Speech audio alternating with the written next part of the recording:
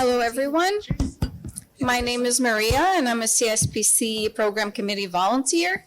And we're about to start a panel entitled Why Canada Needs an Arctic Science Strategy. This year, CSPC provides simultaneous translation and closed captions for all panels in both French and English. So please go ahead and scan the QR code at the back of the room on the banner to download the app and access subtitles in your preferred language. Please use your own device and headphones for the translation. And this year we also have the conference mobile app, so please download that. It's called CSPC 2024. It's available on Google Play and the Apple Store. And of course, we want you to tweet about your favorite event of the day. So please feel free to do that. Talk about your favorite panel at the conference using @SciencePolicy or hashtag CSPC 2024. And finally, please don't forget to fill out the evaluation survey for each of the session using the barcode on the screen here. So scan it with your phone for each session using the session numbers shown on the screen, and your feedback helps us improve the conference for next year. So please enjoy the panel, and thank you for being here. And I'm going to leave it for the panelists. All right, thank you very much. And the sound is working from the sounds of it, so that's great. Thumbs up. So welcome, everybody. Tremendous turnout. Thank you for taking the time at this conference when I know there's so much to go and engage on. But this very important question of why Canada needs an Arctic science strategy. First, I'd like to offer a land acknowledgement because I think that underpins a lot of our thinking about knowledge, research, and science in the Arctic. We acknowledge that Canada, from coast to coast to coast, is the traditional and ancestral land of First Nations, Inuit, and Métis peoples. In the north, we honor the Inuit Nunangat, the traditional homeland of the Inuit, whose rich culture, knowledge, and stewardship continue to shape the Arctic regions. Across the country, we recognize the diverse and distinct nations that have cared for the land, waters, and skies since time immemorial. In particular, we acknowledge that Ottawa, where we are sitting today, is located on the unceded, unsurrendered territory of the Algonquin Anishinaabe Nation. So this session today was organized by Homa Karola-Poor, Director of the Cold Regions Research Center at Wilfrid Laurier, and Julia McPherson, who's sitting, you can put your hand up, Julia, over there from the University of Ottawa. And unfortunately, Homa isn't able to be with us today. My name is Janet King, and I'm able to be the moderator for this session. The purpose of today's discussion is, as the title suggests, is to ask why. Why would Canada need an Arctic science strategy? The question has been long discussed, colleagues said repeatedly discussed, among various participants and practitioners of science, research, and knowledge in the Arctic. But I've also heard the question, as I travel the north or work with communities, why doesn't Canada have an Arctic science strategy? So that's the flip side of thinking about this question today. And really I often hear that from people who need the knowledge to solve the challenges that they're faced with. So Homa and Julia recognized this opportunity to bring together interested peoples to explore these questions from different perspectives. I'm just going to lay out a few questions/comments at the beginning to kind of set the scope, and then we'll be handing it over to the panelists. As we all know, the Arctic is one of the most rapidly changing regions in the world. It's warming three times the global average rate, affecting everything from land and biodiversity to culture, people, and traditions. In fact, the change is happening faster than anticipated. It's accelerating, with the attendant accelerating need for solutions and adaptation. Also, geopolitical tensions are high. The tenet of Arctic exceptionalism seems to be in the past. Canada is finalizing its Arctic foreign policy together with Inuit leaders, which is expected to include the reinstatement of a Canadian Arctic ambassador, which is great. Other countries are increasingly interested in Canada's Arctic and well-organized and often well-funded to do so, which is quite welcomed, but sometimes bring practices that are not always necessarily consistent with the values we're pursuing in Canada. Costs are high, capacity limited, knowledge and information is fragmented. So what can we do about this? Why should we pay attention to this is really the question today. And we invite everybody, the panel will start, and we invite everybody to talk and engage. On a side note, I'll just mention Minister Champagne's remarks from last night at the dinner that was held here. He said, "We were ahead of the world because we had a strategy." He was, of course, referring to AI and quantum. But then he followed up and noted that when we've done it, that is a strategy, we punch above our weight. So I just wanted to note that to sort of an inspirational level for our conversations today. Now for the discussion. As you can see from the layout, the circular layout of the room, the format is known as a fishbowl. And it's an approach that's meant to be more informal and more interactive than people sitting on a dais and talking at you. So the first part of this session will focus on opening remarks from our panelists, followed by an open discussion where all of you can ask questions. We'd invite you to join us in the fishbowl. So you'll be able to come up and engage directly, or if you're more comfortable from where you're sitting, whatever makes you comfortable. We've also lined up a few ringers, if you will, people who I know will be asking questions and provoking the discussion, which is really what we're interested in. And then once we've heard from you, I'll be inviting our panelists to make concluding remarks. Gifty Atia, over there, is actually going to try to be taking notes, and we anticipate summarizing this in a paper that we will be circulating widely. So I'm pleased to introduce our distinguished panelists today. First, to my right, Senator Dawn Anderson, Senator for the Northwest Territories, and might I add, the senator arrived here at 5:30 this morning. So thank you so much for the effort. Dr. Jackie Dawson, probably needs very little introduction to many people in the room, and Dr. Jennifer Spence of the Arctic Initiative from Harvard Kennedy School, and she really wants me to let you know that she's Canadian.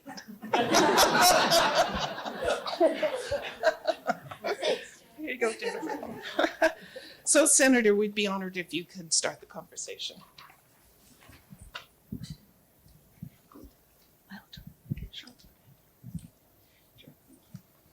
Akana Kuyanani for the opportunity to participate in the Canadian Science Policy Centre's panel discussion today on why Canada needs an Arctic science strategy. I acknowledge that I'm addressing you from the unceded and under-surrendered territory of the Algonquin Anishinaabe Nation. My name is Margaret Dawn Anderson. I'm the Senator for the Northwest Territories, which encompasses 33 communities and a vast region. The Arctic is a region of immense environmental, geopolitical, and cultural importance, and it faces unprecedented challenges due to climate change. I am an Inuk, and my home community is Tuktoyaktuk, Northwest Territories. We are on the forefront of climate-driven change, and global warming presents severe threats to our people, culture, community, landscape, ecosystem, and way of life. In March of 1976, during the Berger inquiry in Tuktoyaktuk, Mr. Bertram Pokiak, an elder and trapper in the community, stated in his testimony, and I quote, "Well, my bank was here all around with the fur, whatever kind of food I wanted. If I wanted caribou, I go up in the mountain.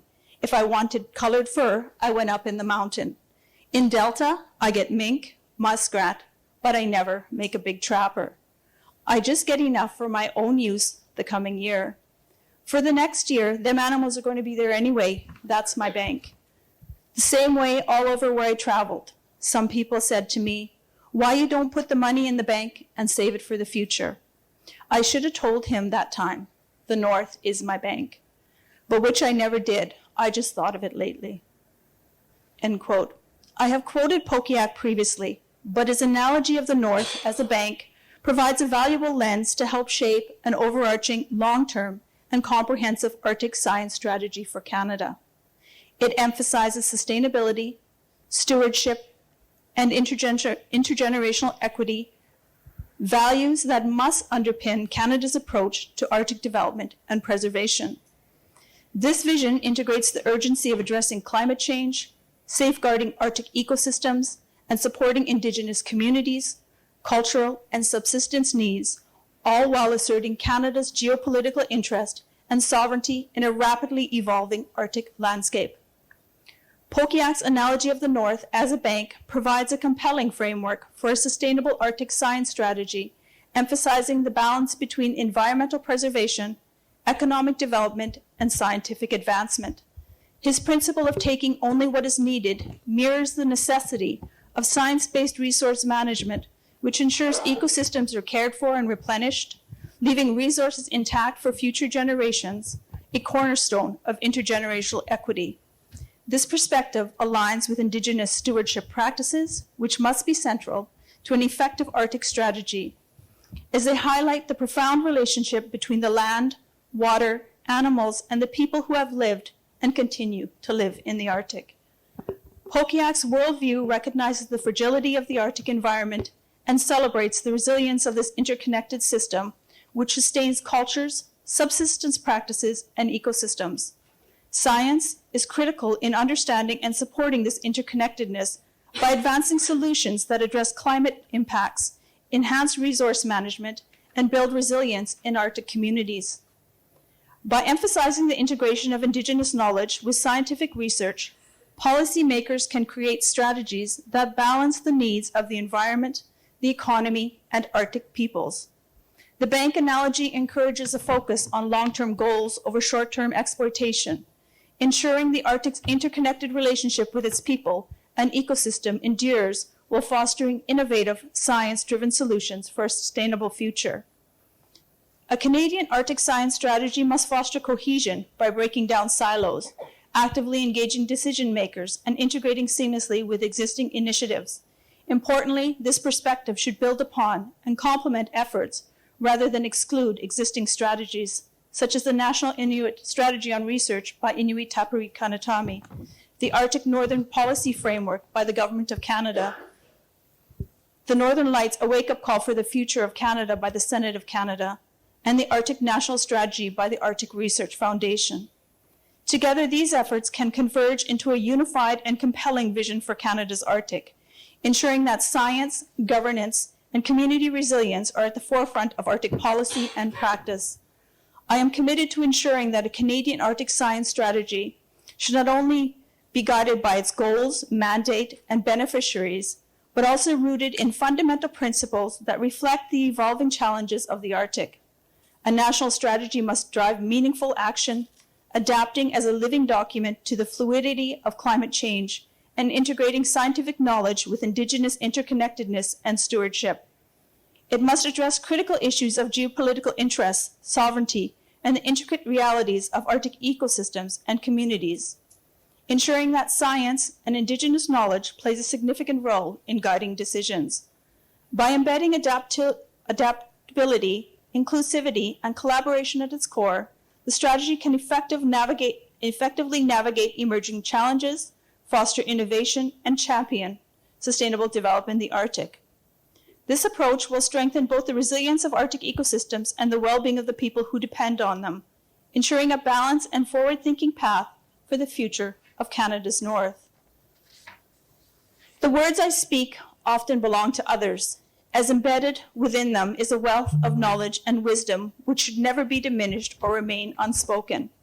As you engage in the development or delivery of any work in the Arctic, I leave you with the words of Mary Simon. And I quote, "The simple fact is that Arctic strategies throughout my lifetime have rarely matched or addressed the magnitude of the basic gaps between what exists in the Arctic and what Canadians take for granted." May you always remember, honor, and recognize that the choices and decisions that you make in your roles will have lasting implications for the lives of those of us in the Arctic, shaping a legacy for our children and our grandchildren. Ho'inaini, thank you, masicho.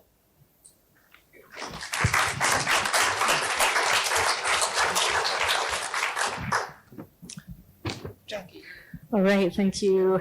Thank you, Senator Anderson. Those words were hard-hitting and very true. I'm Jackie Dawson. I'm a Canada Research Chair at the University of Ottawa and a recently retired scientific director of ArcticNet in order to pursue some other activities, including some more international work and an initiative called Arctic Pulse.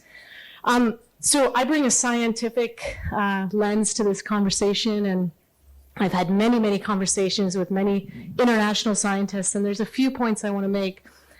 First, we are the only Arctic nation without an Arctic science strategy, and in fact, many, many non-Arctic nations have an Arctic science strategy. Now, the question you might ask is why we don't have one, and the answer is fair, because it's complicated, because it's hard, because our Arctic is not the same as other Arctic regions or other non-Arctic regions, and we have a legal and moral obligation to ensure that our Arctic science strategy is directly in line with the desires and needs of Indigenous people in the Arctic. So I absolutely agree. Whatever strategy that we end up with, it has to be include leadership, not just inclusion, but leadership among Indigenous people, in particular Inuit, who have settled land claims in the region. And anyone who's heard me speak before knows that I often harp on about the what and the how. And what science we do in the Arctic is really, really important. You know, the Canadian Arctic is home to the last ice area, us in Greenland. The last ice that is going to exist in sea ice, multi-year ice in the Arctic. It's been there since the interglacial period before humans migrated to North America. That is going to be gone in around 2030. 2040. Now that's in Canada, that's in our front yard, not our backyard. Arctic is our front yard. And so we have an obligation to the world, in addition to ourselves, to ensure that we understand these changing ecosystems. So I like to think about global implications with local implications. There's two aspects we need to consider. And how we do science is as important as what we do. And I think that's what makes Canada punch above our belt. And we often think as Canadians, we're small, we're not as good as the Americans. The Germans, they have more money. The Alfred Wagner Institute has a budget that's 20 times ArcticNet's. That's true. But it's not always about the money. Sometimes it's about the values and the approaches and how we do science. And I would argue, based on the conversations I've had with scientists around the world, and we often have them, and Dr. Hick in particular is having them every day, people come to us Canadians, and they say, how? How do you do it? How do you do science in the Arctic in the right way? And I often have felt like, well, I don't know. But you know what? Actually, we do. We do know. We've done it for a long time. We know how to do it, and we know how to do it because of the people that live there and because of our commitment to Indigenous knowledge and to the inclusion and equal valuing of our ways of knowing. And we can't put down science at the expense of Indigenous knowledge, and we can't put Indigenous knowledge down I'm not saying that correctly, but I think you know what I mean. These things are two different things, and they both need to be utilized and valued. And I think Canada has an incredible opportunity here to show the world how we do science. An Arctic strategy doesn't have to say, well, we need to focus on, us scientists, we like to only talk about our own science. Well, we need to focus on climate change and Arctic shipping. That has to be in our strategy because that's what I do my science in.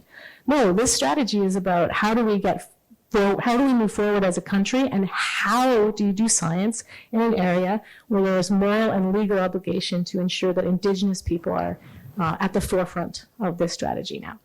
And we're here today because we don't really know how we're going to do it. Thank you.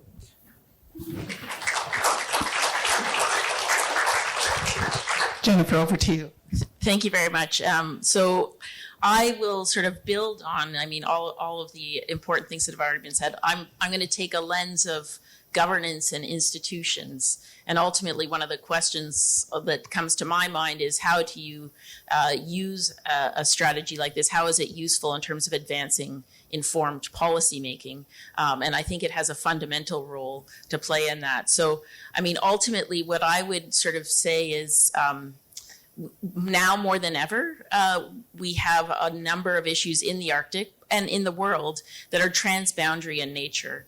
And we need to think about the pan-Arctic research environment and in order to advance these sort of issues in an international environment, you need to have champions and you need to have leaders that are really sort of setting, expressing the urgency, talking about the pressing issues, whether it be climate or environment or economies or cultures, all the complexity of that and how they're interconnected. And you need to have a way to articulate that, and a strategy offers that opportunity to look at those things. And we also have to acknowledge that we need these things in a time when, and this is perhaps why I asked to be identified as Canadian, when our institutions and our mechanisms for these types of international policy challenges are quite fragile. We live in a time of disruption and instability. And in this context, we need a vision for the North, and we need to articulate how to move that vision forward. And so there's a sort of a pressing need to take the time to articulate these things.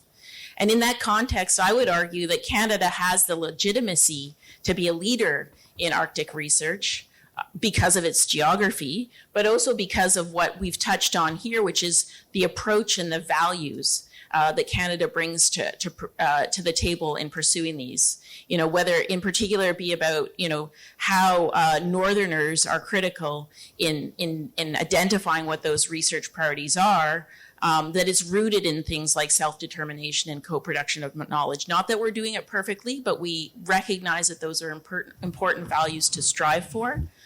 And also because of the role that Canada has played in many international multilateral institutions, whether it be the Arctic Council, the Central Arctic Ocean Fisheries Agreement, the International Arctic Science Commission. These are all institutions where Canada has a recognized role. The International Polar Year is one that's coming. We have the International Arctic Research Planning process, and Canada is there and needs to be there at these international institutions. And in order to play a meaningful role, it needs to be able to articulate what its priorities are and how to move those research priorities forward. But I would also argue that legitimacy, just that because Canada has the ability to have legitimacy, doesn't mean that it can sustain its role as a leader. That requires investment. So it needs strategic and dedicated attention and investment. And it needs to use a strategy to build partnerships and collaboration that, as we know in the Arctic, none of these are high cost things to work on, and none of these things can be done in isolation. And so looking at how a strategy can be used to mobilize those types of partnerships and collaborations is critical. This takes a vision and the development of and implementation of it as a tool for how to bring people together and organize people, organizations, institutions to organize an ecosystem of researchers and communities that are leading what our priorities are. And so to be careful to not assume that Canada is a leader, but it has the legitimacy to be a leader, and then to figure out how it's going to fill those shoes. Terrific. Thank you, Jennifer.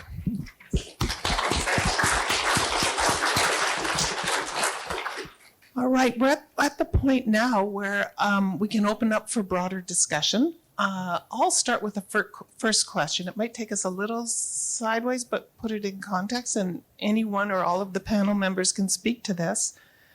Some of the keywords: interconnectedness, resilience, magnitude of basic gaps, meaningful action, impact. I think a lot of us working in the North understand that, and we will be exploring that today. Question, all of advancing such a strategy will take focus, time, energy, resources, people. Why should the rest of Canada care? Would anyone like to answer that? Yes. Well, I said it already. The Arctic is our front yard. Over 40% of our land mass is the Arctic, and that depends on where you want to draw the line. We are an Arctic nation, and we need to care. And even though not all of us have been there, probably many of you in the room have been there, my opinion is it's one of the most beautiful places in the world.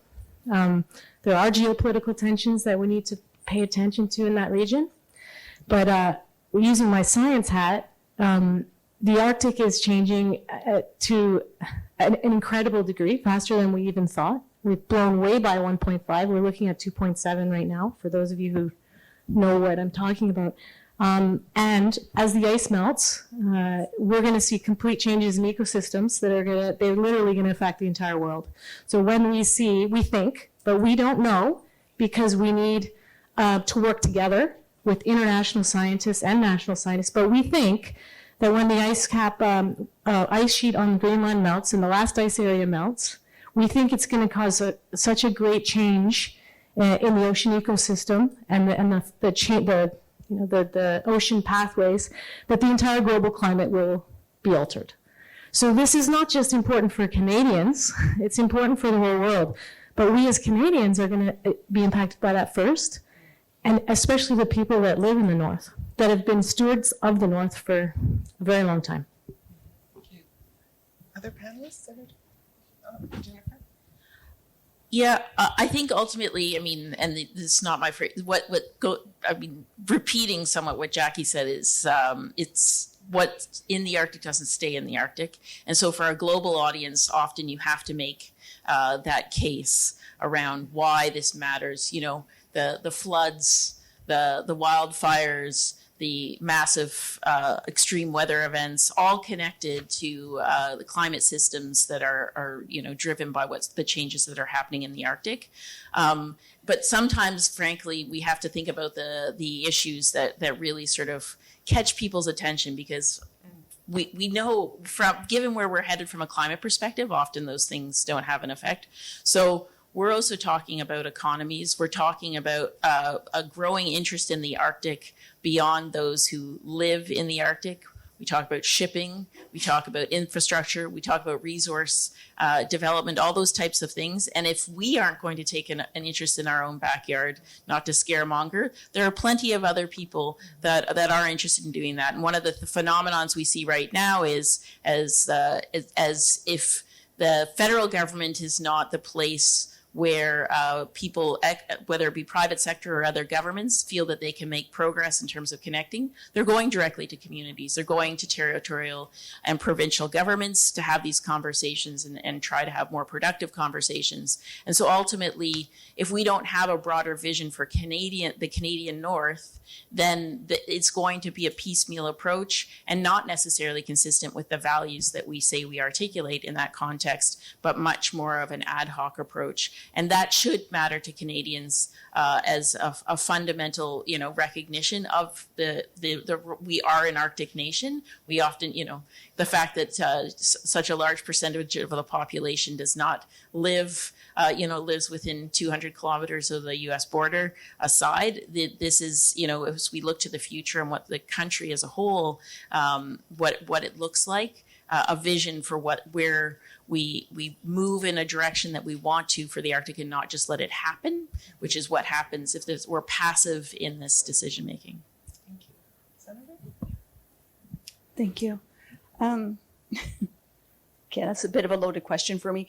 I think Canada spends a lot of time looking outside of Canada and coming from the Northwest Territories and representing the Northwest Territories. My staff can attest to this, but we've been dealing with communities who are dealing with extreme weather events.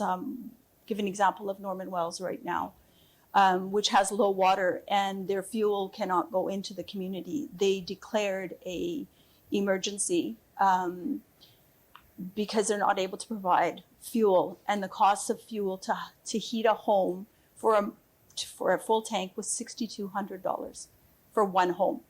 This doesn't include other reasons you might need fuel for travel or whatnot, but you have people who are literally looking at whether they should move because they cannot survive in the communities. And I think that the Arctic, I'm not sure if you're familiar with the history of the Arctic becoming a part of Canada, but in 1888, a senator took interest in the Arctic because they found oil and gas. Based on that initial start, Canada then bought us from the Hudson's Bay Company for $300,000 and 10 or 15% of arable lands. So we were bought, unbeknownst to us as people, that piece of land. And that is how the North became a part of Canada. So our history in Canada is a bit convoluted. And then when we were brought into Canada, Quebec had to take Canada to court for Inuit because Canada told Quebec that they were responsible for all Inuit in Canada. And Quebec had to take Canada to court for Canada to find that no, Canada was responsible for all Inuit in Canada. And then they pushed us under the Indian Act. And then we fell under the same rules as the Indian Act, hence residential schools, Eskimo identification, and all the historic harms that have come with that. And I think that none of those have really been resolved. If you look at Canada right now and you look at the water situation in Canada for First Nation communities, where I believe one community is on its 29th year, where you have people growing up into adulthood that still do not have clean water, where you have some third world conditions in communities in Canada and definitely in the North that are not being addressed, you're helping countries outside of Canada, I think says a lot as to Canada's investment into the Arctic. And I think that's problematic. Another thing is I do sit on National Security and Defense Committee, and we talk about Arctic and security and defense, which I can tell you that Tuck was a site for one of the distance early warning sites. And all that sits there now, and it's still recognized as being a site, is a tower that people can climb on. And once you hit the top, you'll get a thing from someone saying, please get off or we'll notify the RCMP. I'm sorry, but that's not security, nor is that defense. But that's still recognized as what's existing. So when you look at what investment there is in the Arctic and what visible investment there is, there's very little visible investment. And I'm saying this because I'm in Tuktoyaktuk. I spend majority of my time is in Tuktoyaktuk, which is considered a key area for national security and defense exercise, which they do yearly, but the presence is very little presence. So the fact that Canada seems to be absent is concerning because we all know Russia and China has a huge interest in the Arctic. So definitely Canada needs to definitely take more interest in what's happening in Canada, and there needs to be better investment into the areas within Canada themselves. Thank you. Thank you, Senator. Very important points there to add to the discussion. Hand up over here, Mario. Over to you. Thanks, Janet. Mario Pinto, University of Manitoba. Thank you to all the panelists. Fantastic discussion. The Senator has made a very poignant case for social and economic reconciliation by, with, and for Indigenous peoples. And I think it is clear that that's one of the driving forces for investing in the Canadian North and the Canadian Arctic. But a case has also been made that we shouldn't ignore the rest of the surroundings, the global impact, the pan-Arctic initiatives. And within that context, I think Canada has to present a coherent front, something we don't often do. And the time is now. If we want to, for want of a better phrase, stake our claim. So you've heard about many organizations active in this area, Canadian organizations and pan-Arctic organizations working on this. But I think it is time that we, amongst ourselves, got together and decided what the case should be, right, for the Canadian Arctic with our Indigenous peoples and to lead that charge. I always look for unusual points of coalescence when I start dreaming like this and try and do something that's a little bit different. What I've realized as the difference is our oceans, right? And to use our different oceans as the seed or the trigger point to create a new strategy. And so when I dream, I think of bringing together the Ocean Network Canada, the Ocean Tracking Network, and Oceans North, moving up from the Hudson Bay, right, to the Northwest Passage, the higher Arctic. And if we combine forces and present that as a coalescence point, I think we will receive much greater attention from some of the other countries, whom we collaborate with, by the way. We collaborate with China, we collaborate with Russia, because they're in the Pan-Arctic circle of friends. So I think we're at a pivot point where we ourselves have to think about what is the something different that we could use to make a significant advance, other than saying, here's the Canadian Arctic, and we want to be an active player.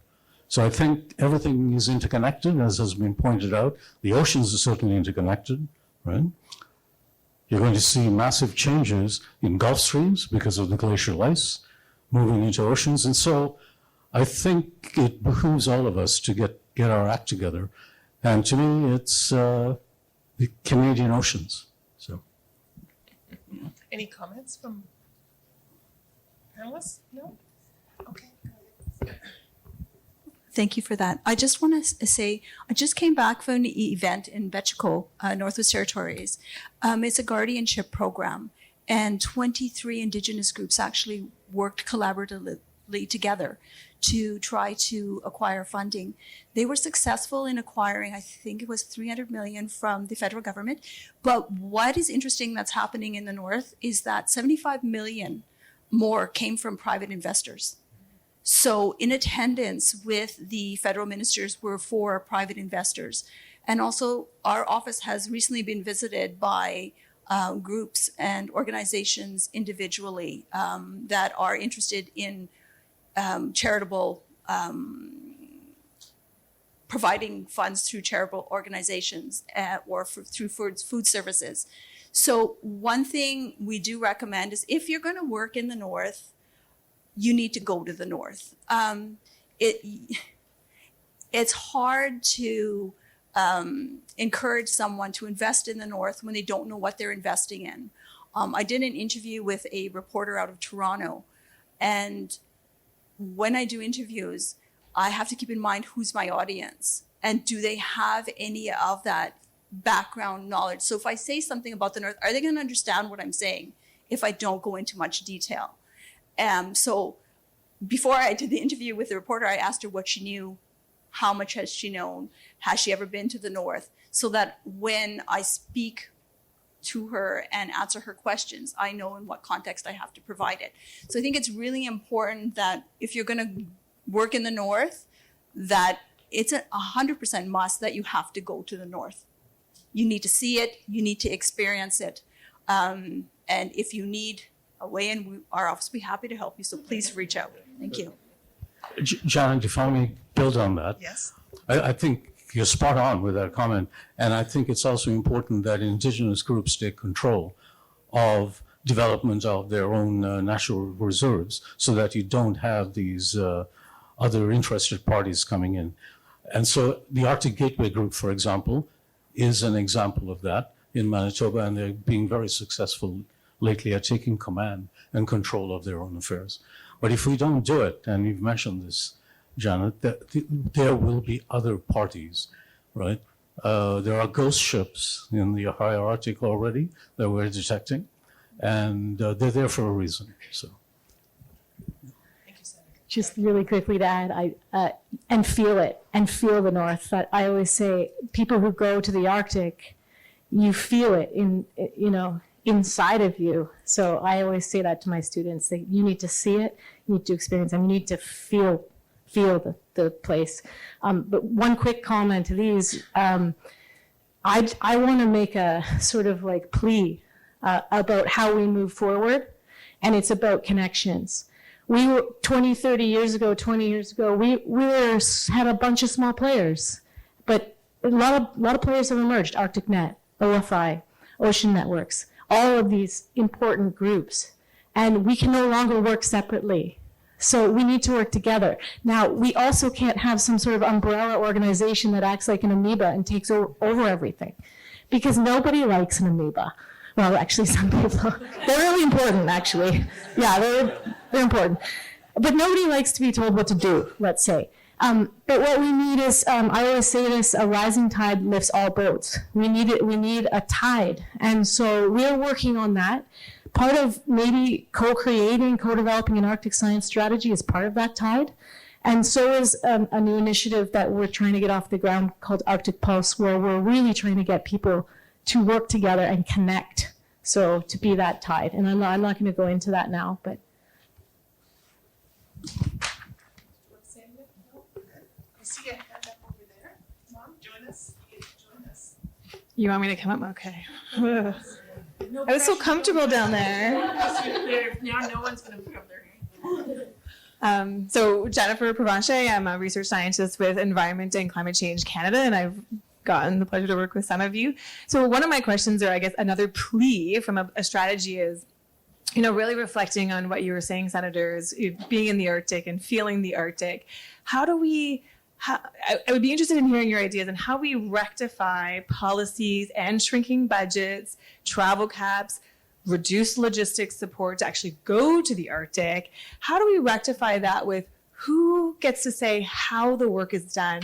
We've all felt the pressure of more online meetings, travel less, right? This is the general global consensus.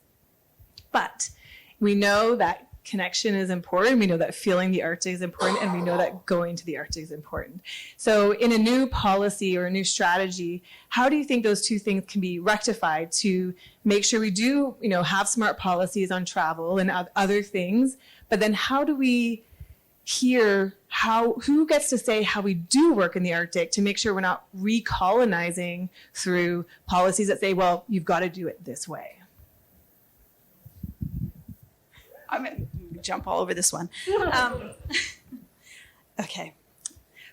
Well, first of all, we work with policy and legislation all the time. Quite often, I will speak against new bills.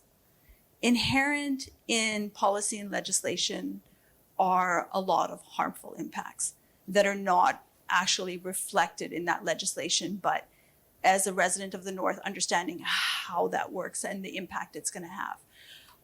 So I think policy and legislation, it's important for it to be fluid, first of all. Also, I think right now we're dealing with a lot in the North in regards to extreme weather events and the costs that are happening because of extreme weather events, because of climate change, because of low water, because of floods and fires. And when I met with the Minister for Emergency Preparedness, we talked about the cost of prevention versus reaction. And he stated that for every dollar spent on prevention is $10 for reaction. So I think if you work from a perspective that is grounded in what you understand to be right for the Arctic, which to me is interconnectedness. It's partners, it's relationships, it's understanding who you're working with. And that to me means that you need to be there. It happens all the time in Ottawa that legislation's made for us. The people making the legislation have never been to the Arctic, will never be to the Arctic. Yet we, for over 100 years, continue to live with this harmful legislation. I'll give you an example to make this very clear. MAID, medical assistance in dying, to me is a huge concern. It's a huge concern because when the bill came out, the Northwest Territories was the only territory in Canada to have the life expectancy drop. Right now, for Inuit and First Nations, which I fall under, non-insured health benefits, we have pre-approval processes for medication. Well, I'm sorry, but if you have asthma and you're in a small community where you have no pharmacy, which we don't have in the majority of communities, you can wait 7 to 10 days for your prescription. Never mind for approval from Ottawa to have a puffer. Mental health, there's restrictions on that. So when you look at some of the hindrances behind us actually having decent, never mind equitable or equal healthcare systems, we don't. but yet we're bound by this legislation that governs us in comparison to how Ottawa has medical services, in comparison to a community of 900 that has a healthcare center that's often closed because we have one nurse. So it's the balance, and it's a matter of understanding the areas you're working with. And to do that, you need to be there. Thank you. Got a number of hands up, which is thank you for joining us. You can speak from wherever you are. Thank you. My name is Maggie. I'm here from Health Emergency Readiness Canada, so I'm coming with a public health perspective. I was actually very, very excited for this panel because I had a question I wanted to ask, which is how can an Arctic strategy help us address and prepare for potential pathogens of concern that might be released from the permafrost and sea ice melt, especially considering the social determinants of health affecting Indigenous communities? I see some head nodding. I'm the moderator. Janet is also plays a huge role in permafrost nets, so that's why I'm pointing at Janet. Yeah, this is huge. This is going to be huge. The permafrost, release of pathogens from permafrost, not to mention the pathogens that are making their way through muskox and some really great research going on. Susan Kuntz does amazing work where she's working directly with hunters, and they literally send her, parts of the muskox, and they are finding some very concerning pathogens. So I guess I would just say this is one of the really important reasons we need a strategy. And our strategy doesn't have to say we need research on this particular pathogen and this particular thing. The strategy will help guide us towards making those decisions. And a strategy is not just about ocean atmospheric chemistry, whatever, these things that are nebulous to many people. The strategy is about health. It's the cascading effects of these changes. So it's the biophysical changes and the cascading effects of changes into the health and well-being of individuals. And the health and well-being of individuals is what, the feelings we have. That's what people care about. So you basically nailed it. We have to have that in there. No, just a comment, and I'm the moderator, so I won't speak much. But, the question on permafrost is a subset, I think, of our question here about why. Why do we need this? And the permafrost community in Canada has been working on this for a couple of years, trying to build connections, trying to build intent across a variety of institutional governance barriers. It's really hard to do. And it's really hard to build a sustained ability for a broad community, in this case permafrost scientists and all that entails, to actually collectively advise Canada or advise, organize themselves to do what's most important for Canada. And again, we've got large investments from other countries who are determining that already in Canada. So it's a beautiful example that's a subset of the question we're asking today. But I think Jennifer has to say something. Yeah, and Janet and I work on this. Our team is part of a group called Permafrost Pathways, and so we've been part of a coalition of people trying to elevate permafrost as an issue. And I think the interesting thing when you bring in the health lens is it is a way, and we have a doctor on our team who talks about how we can tell amazing, powerful stories, that health and well-being is such a powerful way to communicate some of these things to people that don't necessarily understand. But what's fascinating to me in using permafrost is how quickly, it's still extremely frustrating, but we are seeing movement in terms of recognizing the need to have a common sort of set of messages in order to move these things forward. We're working internationally, so we work strongly in Alaska, but also have been working very closely with Permafrost Net and others to try and really elevate this. And this again is a perfect example of where Canada should be a leader. I mean, we have the second largest amount of permafrost in the Arctic, and if we're not seen as a leader in permafrost science, then where are we? But coming back to the health piece, there's two things I think are fascinating to sort of reflect on. One is COVID, right? Like, how much did we learn from COVID? And seeing that as a fundamental example of the resilience or not of how we respond to things, I found it extremely frustrating. Organized a group specifically to try to learn from that in the Arctic context and the unique sort of strengths and benefit and vulnerabilities in a place of a pandemic kind of situation. And within, a year of it being over, nobody wanted to talk about it from a policy perspective anymore. So we need to reflect on that and understand what that means. And on a similar note, when I worked for the Arctic Council and we worked in the Sustainable Development Working Group, we actually had a proposal for a project specifically, so this would have been 5 years ago, specifically on this issue of permafrost thaw and the risks from a health perspective. And 5 years ago, nobody wanted to touch it. They were like, oh, that's just weird. That's sort of out there. That's whatever. And here we are now today, and it's come back. And now people are ready to talk about it. So we need to get on that wave of people recognizing the critical issue, that some of these critical issues, and also very much focusing on the health and well-being of the communities, both in the Arctic, but also how that transmits into the health and well-being of communities overall. So. Thank you. So just, I'll have to hold Maria for you, but I invite Matt, and then I think a gentleman over here. Two questions over here. All right, Thanks. just identify yourself. Yeah, I'm Matt Cloutier. I'm a Director General at the Science and Technology Branch at Environment Canada as well. Jennifer, my colleagues here as well. But maybe I have two questions. One's a bit of a challenge. The other's maybe a bit of your views. So Dr. Dawson, you mentioned in passing, sort of sometimes there's a tension between community scale priorities and those that we've traditionally sought as priorities. You actually used atmospheric modeling. That would be, if I were to, I won't take it personally.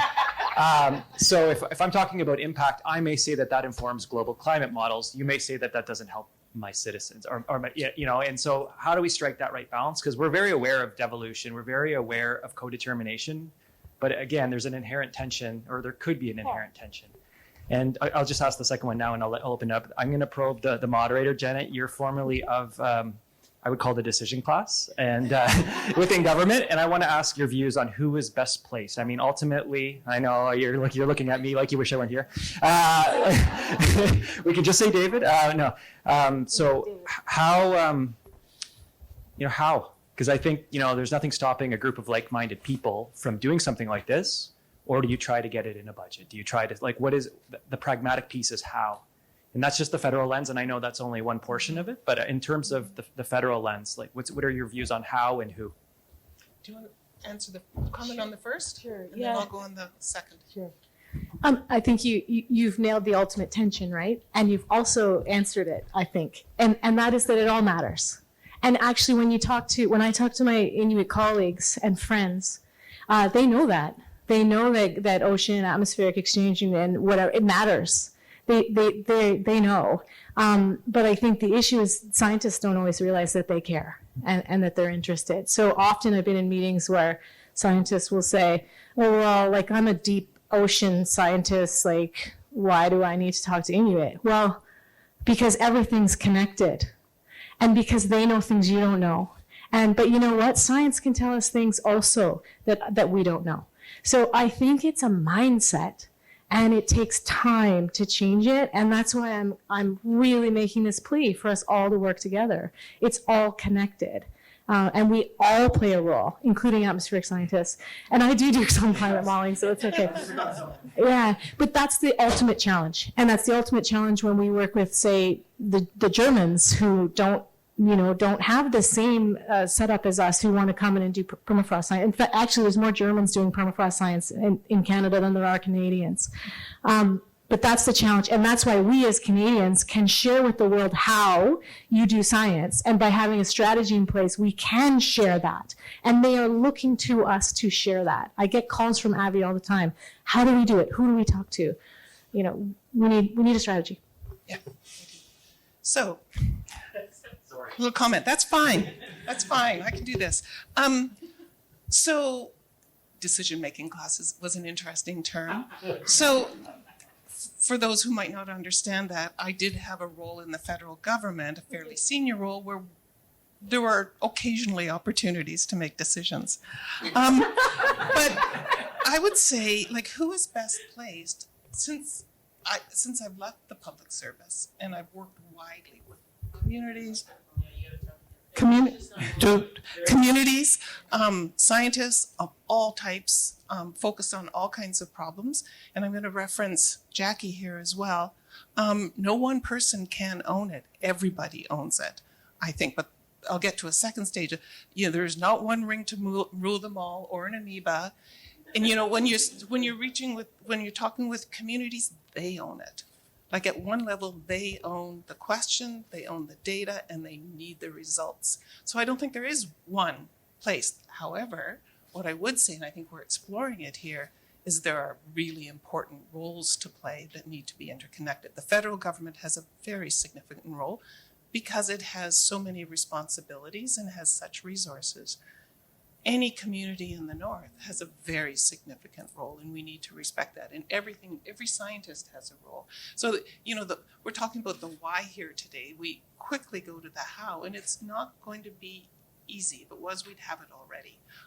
But I think there's the interconnectedness. The interconnectedness here is really important, and connecting groups to a common purpose would be my answer. And I think David Hick would like to weigh in on this as well. He would like to, or he's been told to.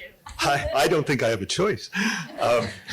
Hi, my name's David Hick. I'm the Vice President Research and Chief Scientist at Polar Knowledge Canada, based in Iqaluit in Nunavut. And I'm very much enjoying this conversation. And it's not the first time we've had this conversation, and many of you have alluded to that. And Senator Anderson, I very much appreciated you reminding us of the transcripts of the Berger Commission and Pokiak's comment that, North is my bank. And if anyone hasn't read the transcripts of the Berger Commission, it's all in there. It really is. We're not starting from scratch. We have a lot to work with. It reminds me of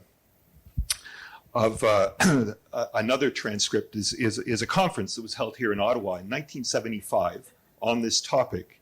And I just wanted to read this. Time after time, summaries of these conferences have been remarkably similar.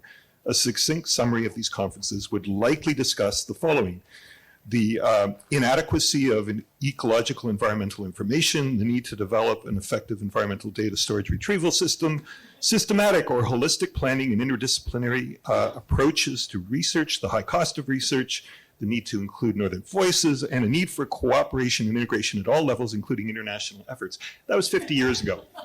So, and Jackie commented on, why is this hard? It is hard.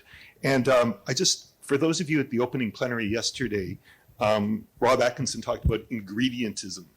And that, I think, is really a thing to remember, is we have many of the ingredients. We're missing some. We're growing new ones. But we need the glue to stick it together, and we need a recipe. That's really what we're talking about with the strategy. And I think we're at a point in time where we can do that. But we also need to take care of those ingredients and understand, how and who is going to do that.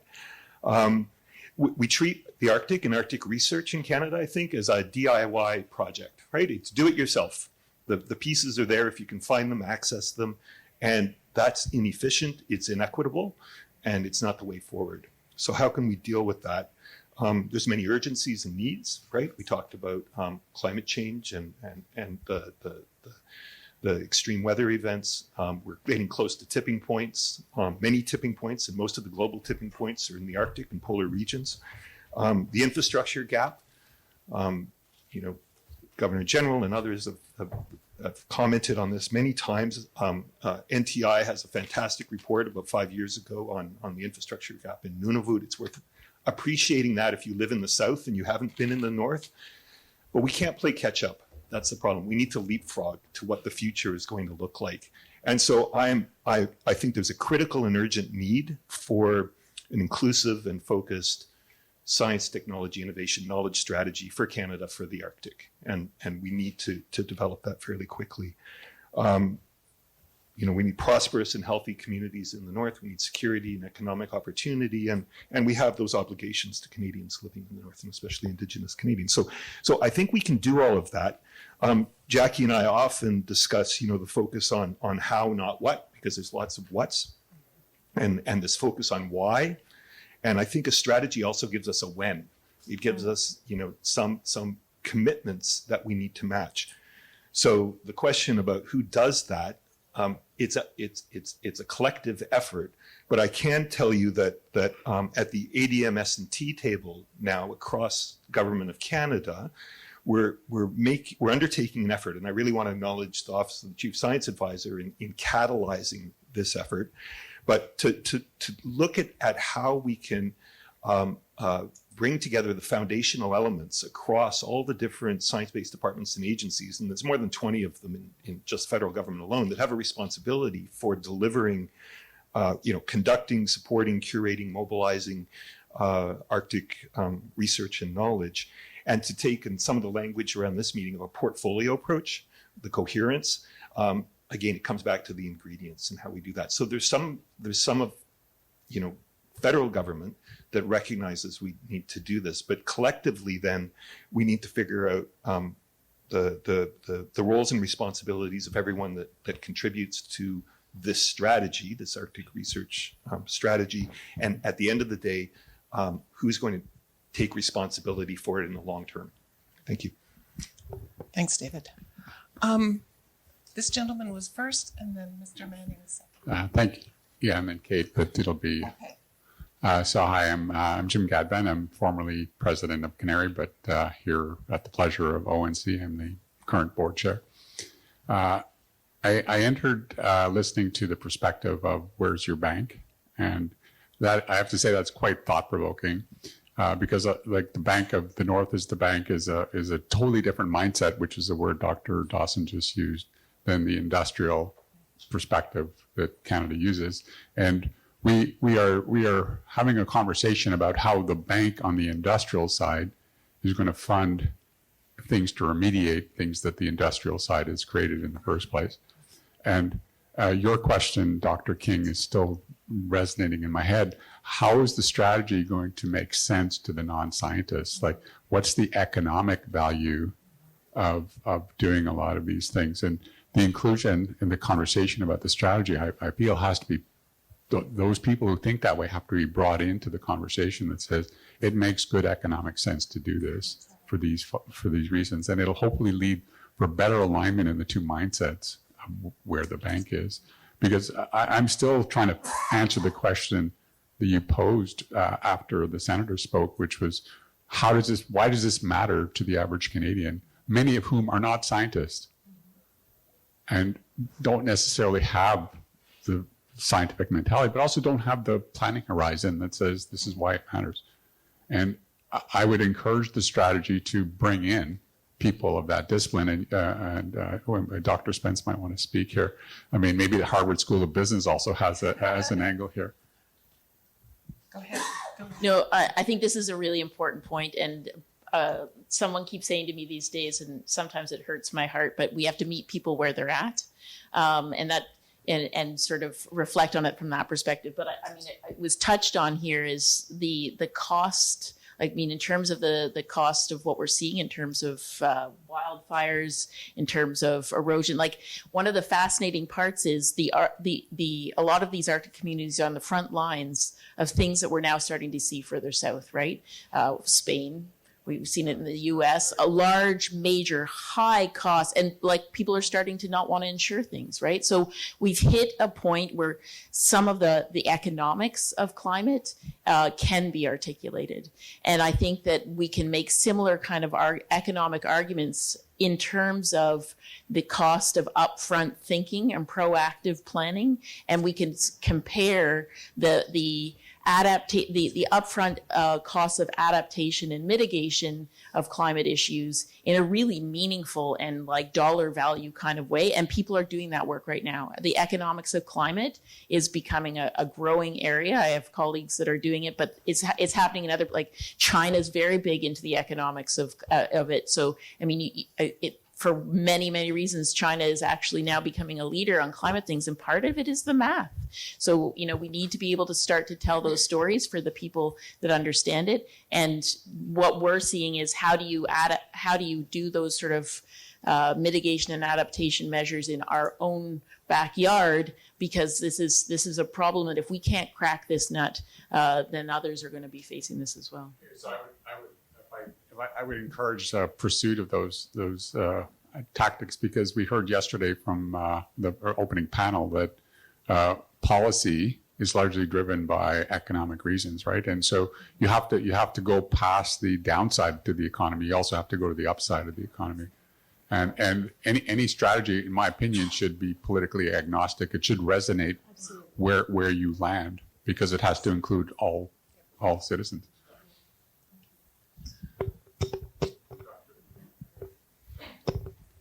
Well, I'm a political agnostic, so. No, I think you've touched on something, but and I don't want to be the skunk at the garden party, but I think there's a missing ingredient at this discussion, and I've seen it in a number of the other sessions as well. I think if we took a poll here as to what's the number one issue that science should be concerned with, probably climate change would come up at the top. Probably a second item would be relations with reconciliation with Indigenous people. But every pollster that's done polls and asked the Canadian public and the American public in the last couple of years, neither of those issues are at the top of their list. The number one issue for ordinary people is economic development, affordability, what can be done to provide more jobs with better incomes for the average citizen. That's the number one issue. And so if one's trying to connect, why should Canadians be interested in the North? The biggest single reason is its potential for economic and resource development. Why are the Chinese and the Russians interested in the North? They couldn't care less about the fate of Indigenous people. A lot of them couldn't care less about the climate thing. They are interested because of the enormous resource potential. So I guess what I'm saying is, I think a strategy for the Arctic has got to include this element of economic development. It's the biggest single reason you could get money from the private sector, from the government to invest more. And then that raises then the issues that have been talked about here. How do you reconcile economic resource development with the well-being of Indigenous people? How do you reconcile economic development with environmental conservation? But if this Arctic strategy doesn't include a strong economic component, I don't see how you'd get measures through the parliament or the legislatures to do it. So that's my skunk in the garden party speech. I don't think it's a skunk, though. I actually think you're talking about the what. And the what matters. Economics is a driving factor. And I think the how absolutely has to be done from a perspective of reconciliation. The what needs to include all of the above. And absolutely, I mean, I researched the Northwest Passage and shipping. Absolutely, that's what's happening. But why can't we, I'm naively optimistic, I've been told. But why can't we figure out win-win scenarios? That's where the magic is, where the overlap. Well, reconciliation of economic development with well-being of Indigenous people. Exactly. If you wanted to defer or dissuade someone in the oil and gas sector from investing in oil and gas exploration in the North, you know what you would do? You'd hand them the Berger report. I was familiar with that hearing, and I know the rationale behind it. But there's got to be some way of reconciling a genuine resource development with the concerns that the senator has raised, with the environment ones. But I would suggest the economic concerns are the one that should end up driving the Arctic policy. Okay, I'm going to add my 2 cents. Who's driving the economic, though? Is it being driven by federal government? I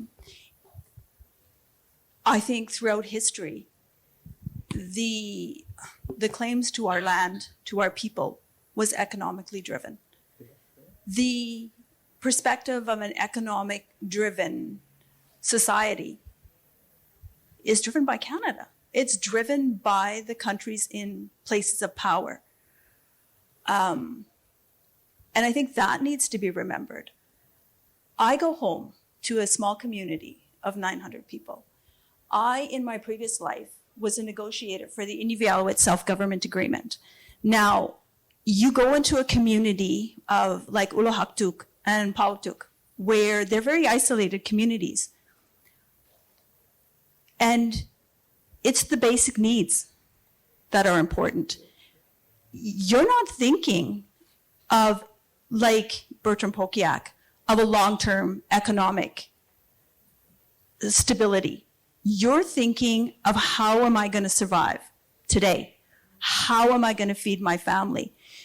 So it's fine for us to sit in this room in a place, I think, of privilege. It's very much different if you were sitting in someone's table in Polituk, watching people try to feed their children, trying to heat their homes, trying to pay electricity, when you're having extreme weather events where winds are gusting to 100 kilometers an hour, where you have wildlife wandering into your community. And when we were negotiating the Inuvialuit Self-Government Agreement, we could not get past the basic needs. That's not where the communities are at. We understand, as Inuvialuit, we have an Inuvialuit land claim agreement. We understand that economy and money is a necessity. We know that, but we also come from a place of great inequality. And I think it's important. Yes, I recognize economic and money is important, but until you are at a place where you have an equal and equitable place, which we absolutely do not in the Northwest Territories. I would say 90% of our communities, maybe more, in comparison to the rest of Canada, is way below the standard of what's acceptable. What we tolerate in the North, you would never tolerate in the South. They're two different worlds. So our connection is not with money. It's not with economy. It's on that land we sit in. It's on that land where we know we're going to get our food. Where she talked about, someone asked a question about pollutants in our animals. We know our animals are polluted. Chuktiaktuk, they're doing a study on the organs of caribou right now. We have been eating whales my whole entire life, knowing full well that our whales are now polluted by cat litter, that our pregnant women cannot eat raw whale meat because it can cause miscarriages. We know this. We know we have to cook it. We still eat it. It's part of our life. Subsistence hunting is huge. So our economy is not the same as an economy in the South. And I think that that's why it's important when you're dealing with the Arctic, you understand what's important to us, why it's important to us. A bank and money is not going to help us when our kids are hungry, when it's cold outside. It's going to be those animals. It's going to be what feeds us and what sustains us. And that's why that connection to the land and each other is vital for our survival. We're not going to depend on Ottawa because we can't depend on Ottawa. Sorry, we can't depend on Canada. It's proven time and time again. And you use the word reconciliation. Reconciliation to me is an overused term.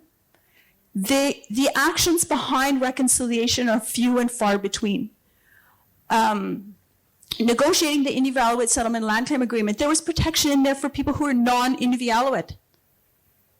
We could not get the governments to remove it. This was for us. This wasn't for someone who's not Inuvialuit, but yet they were the ones being protected in our agreement. So it's those things. And so when you talk about economy, you need to know for who and what's that economy and who benefits from it. Yeah, and what you're saying too is an old story. When originally when the Northwest Territory included all that territory and the current territory that is Alberta, Saskatchewan, Manitoba, this whole exercise went through in the development of the West. Indigenous people being the predominant population at one point in time. The whole economic development of the West involved, coming to terms with that. Developing the economy. Like I've heard what you've said by Indigenous people. I did a socioeconomic impact assessment on Imperial Oil's Cold Lake project, 7 bans, including the Chipewyan ban. I've heard that exactly what you've said by them. And I'm wondering if there isn't lessons that can be learned from the development of the West in the early days that are relevant now to the development of the Arctic. Learning some of the things that were done wrong, but also doing some of the things that were done right. There's a lot of lessons from history. Unfortunately, people forget them. They think that they are irrelevant. I'm a huge collector of history. I collect historical books on Department of Indian Affairs. I collect I call it reclaiming, photos of the Arctic in our history. I have referenced speeches from 1832. I believe that history offers a perspective and lessons that should have been learned that are not learned. So definitely Canada has a wealth of historical information and documents. One of them is the Berger Inquiry.